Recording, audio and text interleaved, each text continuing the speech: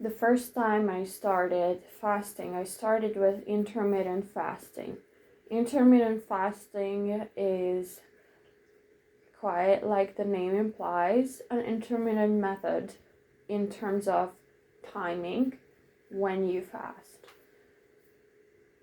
It usually lasts between 12 to 16, 18 hours, or a little bit more like 20 hours per day. So on the days that you intermittent fast, you usually fast from 12 to 20 hours.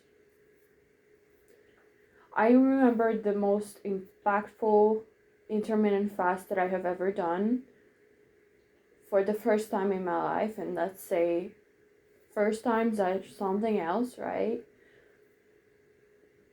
I remember it vividly because I fasted for 20 hours. And even my medical student friend was impressed.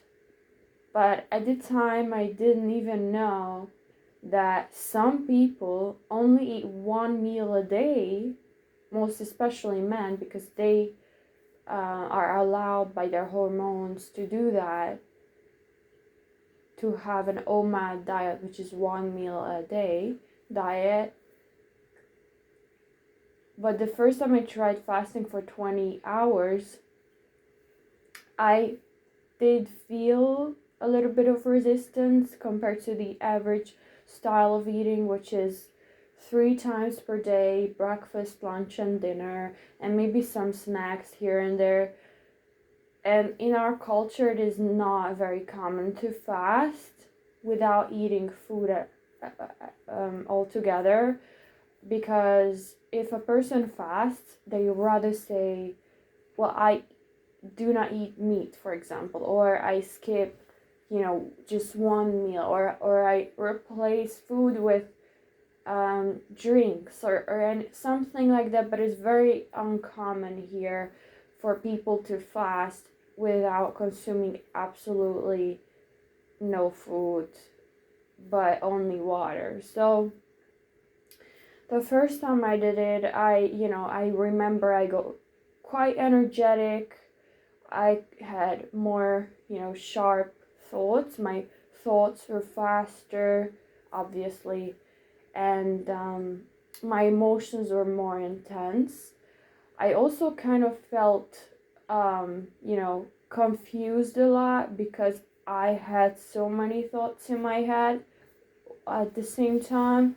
I also felt like I had a lot of unmet needs that I have yet to get met. And, I also I also began with the whole process of fasting because I knew that it would make getting tasks easier, and it would give me, more mental clarity as I move forward with getting them done. But what I didn't quite realize was that because I went so much against with everyone around me who was eating, regularly, that there would come a time when I get too much done in a fasted state, in a way, they kind of misunderstand me. Because, a person who is on an empty stomach is a different person, totally. Like, they make different decisions, they can often seem irritated or stressed to the observer, even if they do not feel like that internally, even if they feel less energetic. Their body is recovering, their body is very much in autophagy, or, in a ketogenic state. Ketones flood the brain and help thinking, but glucose levels are low, and glucose levels, by the way, disappear, or glucose supply disappears from the liver and from the muscles after 2 days, so 48 hours of not eating anything, which is why a 3-day fast tends to be hardest or hard enough for most people. Trained people who are very fit can do fasts for longer than 3 days, although those people can also calculate with the potential risk of internal toxicity, which is activated when the body has to get quote unquote rid of too many toxins that have been accumulating over the years. These toxins can be present in fat cells. So, it is not true that fasting is completely harmless, because you can definitely overdo it.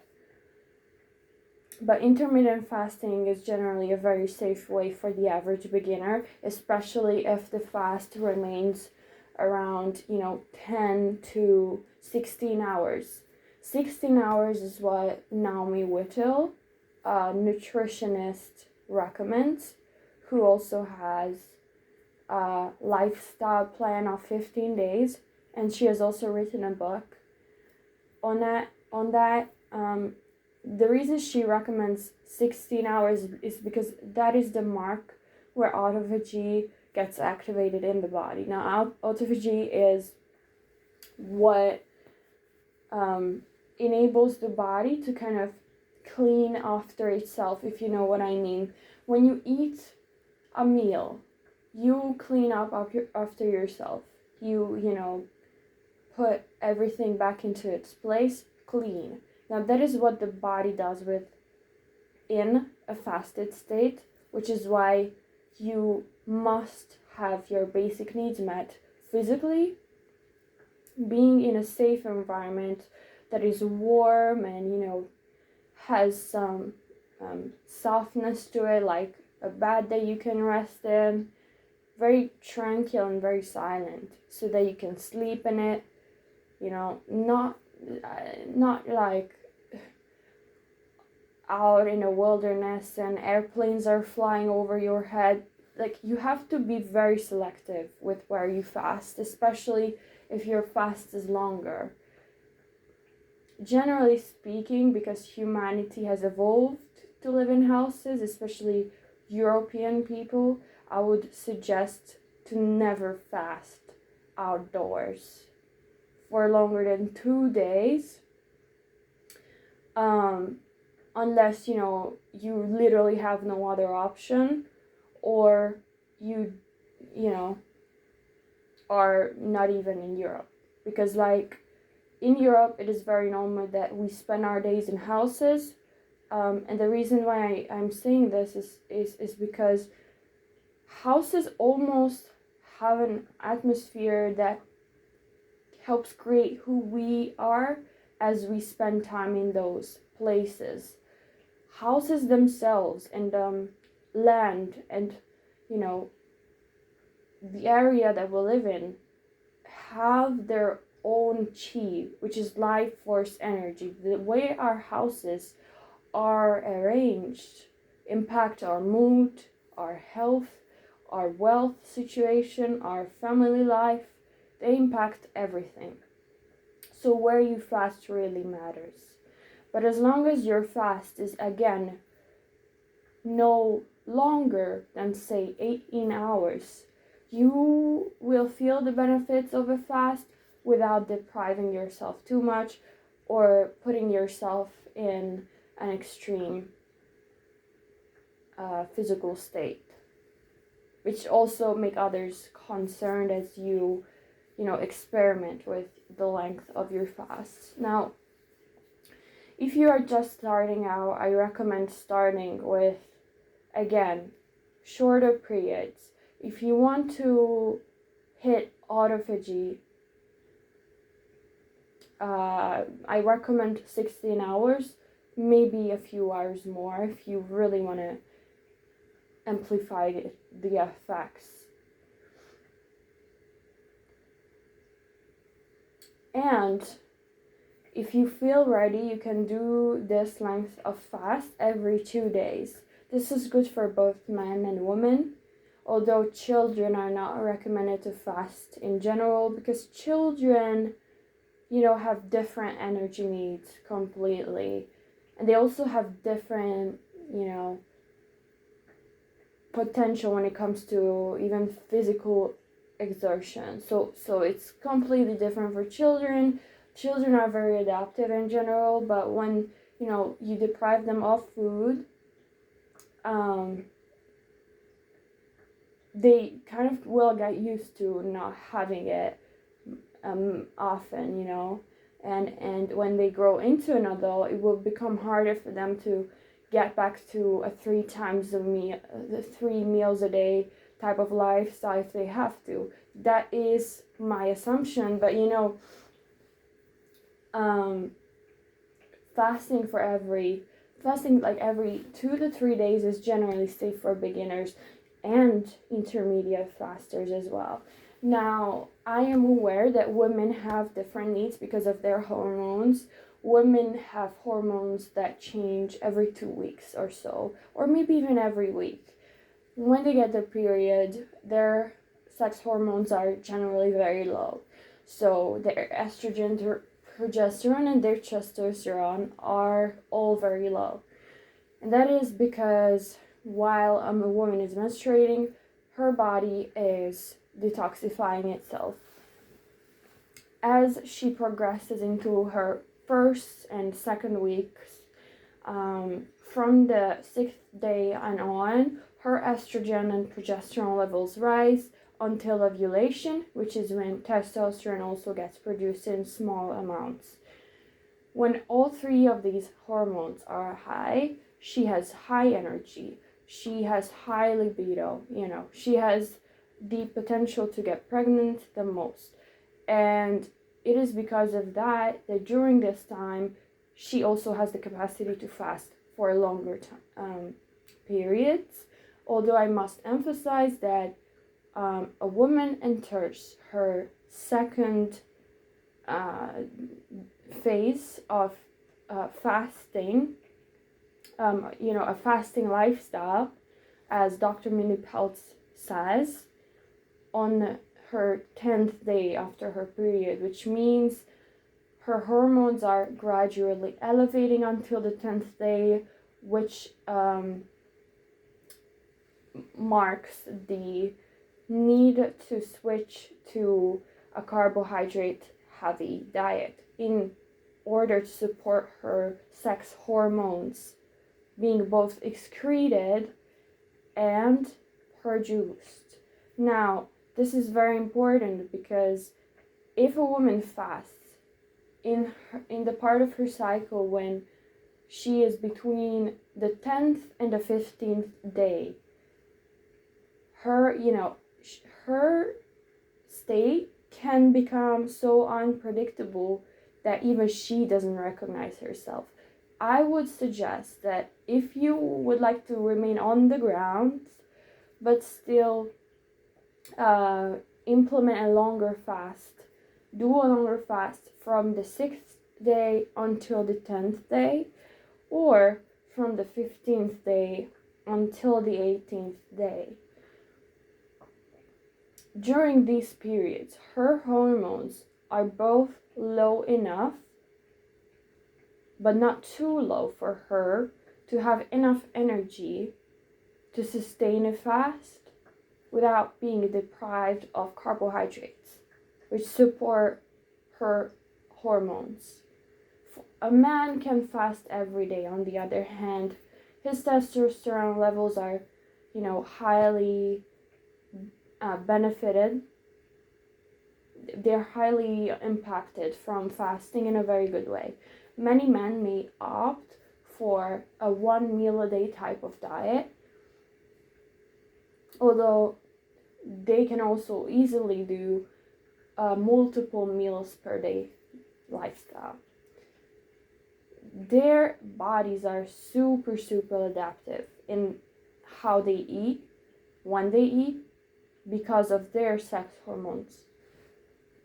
Nevertheless, everybody can overeat, and fasting can help recover phases of overeating, but when done purposefully and almost obsessive compulsively, it can become a habit, and then it can turn into an addiction. So be careful of, depriving yourself of food after you have overeaten, or purposefully skipping meals so that you can eat more later. Like, I would be very careful around it, because the body is super wise, and when you fast, it's okay if you just focus on the fast. You do not have to worry about, you know, how much food you will have afterwards or how much food you have already had. If you gradually, you know, train your body to get used to a certain amount of food for every meal, no matter how much you may overeat on one day or another, as long as your food and its quality that you take in is high enough, meaning you eat high enough quality food, your body will be able to handle eating every day. That's what I'm trying to say. You know, you don't have to go to extremes here. But of course, if you have overeaten your brownies, you can definitely skip a meal just because of, you know, the logic behind it and the common sense. But other than that, remain on the ground. Like, you know, don't go overboard if possible, because that becomes like a medical issue potentially, and then my advice becomes useless. And you know, you have to educate yourself before you take drastic steps to train your body to do something unprecedented or something that nobody else does, you know, because then people, you know, people pick up on energy, people pick up on change and habits, people pick up on who you are, people's brains most especially pick up on your thoughts. I know this may sound like kind of woo-woo or deep, but it is true that where attention goes, energy flows. So, you know, if you intentionally avoid something instead of overlook or glaze over or ignore it, like effortlessly, if you keep being exposed to the same trigger without being able to change it, and you feel the need to cope with it by avoiding it in the first place, that will become an excess of energy, or, you know, or something that triggers someone else, because you will suppress it and so it will amplify. That's what I'm trying to say. This is the main thing about fasting. Fasting can get rid of balancing forces by, you know, treating the root cause. The longer you fast, in general, the stronger you become. But when you fast for longer than, say, 18 hours, that's the risk you take. It's that not every path is a path of success. And when you do something alone, you get to rely on your level of expertise or the education you have within you already, social support, physical support, or faith alone, you know. All of these things can help. Gratitude can help. Purpose can help. A vision can help. But ultimately, it has to be you who does this by choice, okay?